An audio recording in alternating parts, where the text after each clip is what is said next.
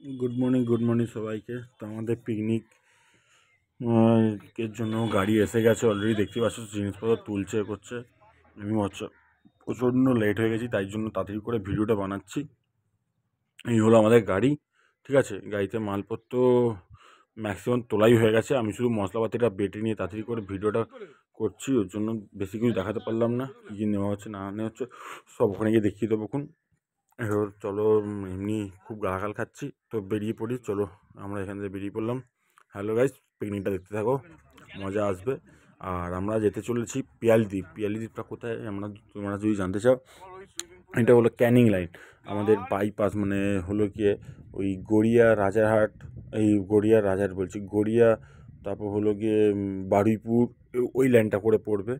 আর রাস্তাটা অস্বাভাবিক সুন্দর রাস্তা, কিন্তু তোমাদের সকাল সকাল বেরিয়ে আসতে হবে, কিন্তু এটা কলকাতার রাস্তা।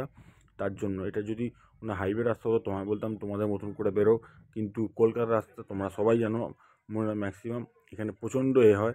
আর এখানে একটুখানি দাঁড়িয়ে গেছি, একটু বাথরুম করবো, পা মা ছাড়বো, কেন পায়ের নিচে অনেক জিনিসপত্র বলে একটু ব্যথা করছে।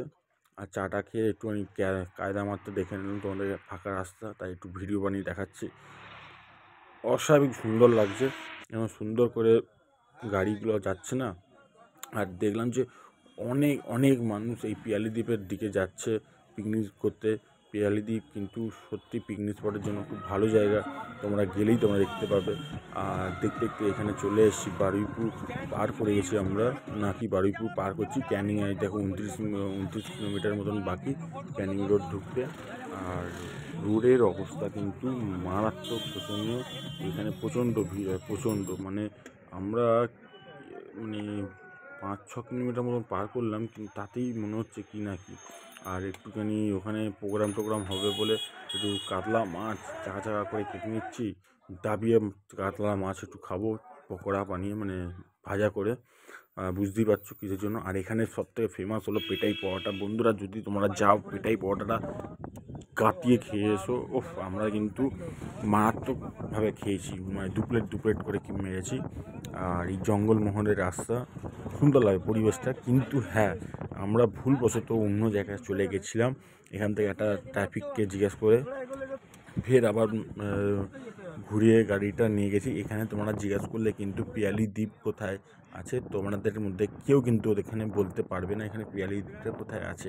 তো তোমরা এখান থেকে ডাইরেক্ট তোমরা পিয়ালি আইসল্যান্ড মারবে বা পিয়ালি দ্বীপটাই মারবে, তোমাদের সোজা নিয়ে চলে যাবে।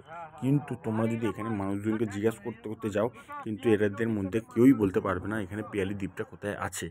তো ওর জন্য তোমাদের ভালো মতন বললাম যে কাউকে জিজ্ঞাসা না করে চুপচাপ তোমাদের মতন লোকেশান মারবে। আর লোকেশান একদম পারফেক্ট নিয়ে যায়, ওই জন্য কাউকে বলারই দরকার নেই, কাউকে কিছু করার দরকার নেই, চুপচাপ লোকেশান মেরে চলে যাবে। আর এইদিকে দেখতেই পাচ্ছ জলের আবহাওয়া দেখে এসেই গেছি আমরা। হ্যাঁ, সত্যি এসেই গেছি, আর কিছুটা মাত্র বাকি আছে। আমরা চলো নেবে গিয়ে তোমাদেরকে নয় দেখাচ্ছি। ততক্ষণ ভিডিওটা তোমরা এনজয় করো, চলো।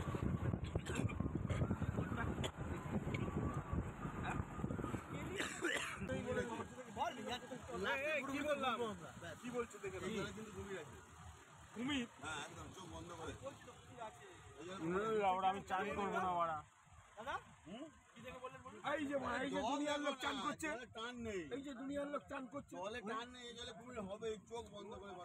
তো ফাইনালি এসে গেছি।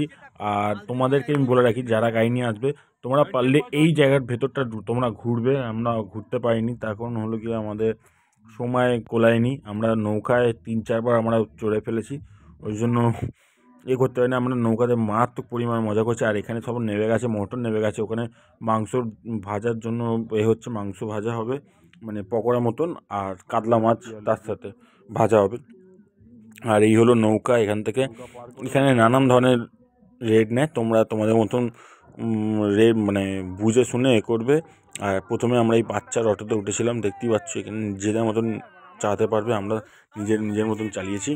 আবার ফের সেকেন্ডবারে নৌকা চেঞ্জ করে উঠেছি, ওটা ভালো বেশ ঘুরে টুরে আবার আরেকজনকে নিয়ে এসে চড়ে গেছি। 3-4 জন মিলেও চড়ছি, দেখতেই পাচ্ছ। আলাদাই কায়দানো মারবো, আলাদাই ব্যাপার। তো এই করতে করতে এনজয় করো দাদা। চলো এখানে একটুখানি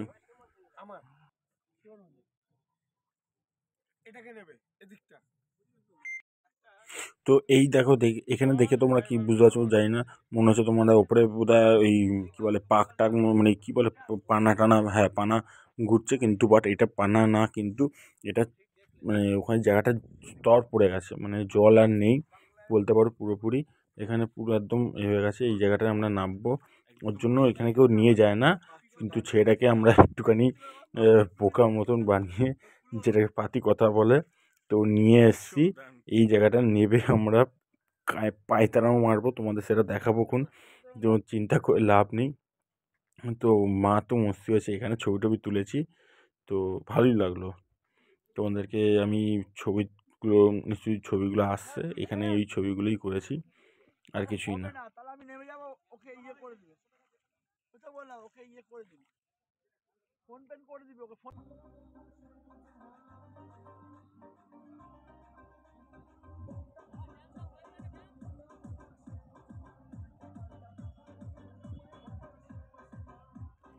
তো এই গেল পিয়ালি দেবের দ্বীপ, দ্বীপের ড্যাম।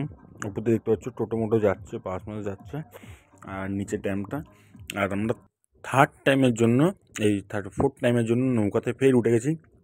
এবার হলো আমাদের পুরো গ্যাংটাই উঠেছি, এখান থেকে একটুখানি ফের আবার নৌকাটা ঘুরবো, ঘুরে এখান থেকে আবার চলে যাব। আমরা কিন্তু ঘুরে আমরা ফের রিটার্ন করছি, এটা আমরা বুঝতে পারবো কি না জানি না। তো দেখতেই পাচ্ছ এখানে পতাকাটা উঠছে পেছনে, খুব সুন্দর লাগছে বলে ওই জন্য ভিডিওটা বানাচ্ছি। নৌকার হাওয়াটা এত সুন্দর দিচ্ছে যে দুজন মিলে দাঁড়িয়ে গেছি। তো বেরিয়ে গেছি, গাড়িতে উঠে একটু ঘুমিয়ে পড়েছিলাম, সেটা আর পাচ্ছিলাম না বলে দেখলাম যে বারুইপুর ফের আবার এসেও গেছি। এখান থেকে বেশিক্ষণ কলকাতা যাওয়ার রাস্তা নেই, তো ওর জন্য চলে এসেছি। আর দেখতে দেখতে মা ফ্লাইওভারের উপরেও এসে গেছি। তো তোমরা বুঝেই গেছো এখান থেকে দক্ষিণেশ্বর আর বেশিক্ষণ লাগবে না, ম্যাক্সিমাম আধা থেকে 1 ঘন্টা মতন সময় লাগবে। তো এইখানে হলো গিয়ে আমাদের বড় বড় রেস্টুরেন্ট আছে, তোমরা জানো JW, ম্যারিয়েট, সোনার বাংলা যেটাকে বলে।